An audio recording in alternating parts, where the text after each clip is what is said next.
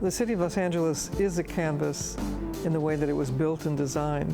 And the murals became a really exciting way to describe who lived there and who the people were. There were communities all across LA where walls were being covered with the histories and the visions of peoples who had been denied access to a political voice, to a cultural voice, to an economic voice. In the 60s, as people were beginning to claim civil rights, people began to advocate.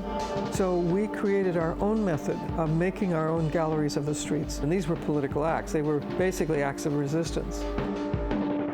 The late 60s and the early 70s were a time of extraordinary political turmoil in this country. People decided that they had had enough of racism and discrimination. And out of that came massive demonstrations all over the country, and that set the stage for the demonstrations throughout Los Angeles.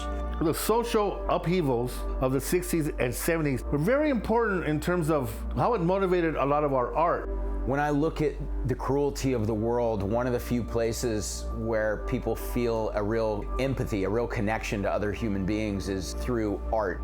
I think the way that less represented people find opportunities through wall art in LA is they're speaking about things socially and politically and historically that they think are important.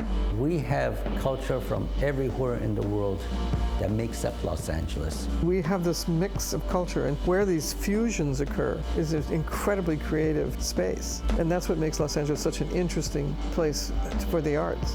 There isn't another way that you could understand Los Angeles by flipping through 100 images, except by looking at the murals. And that's the power of LA. That's what's great about LA.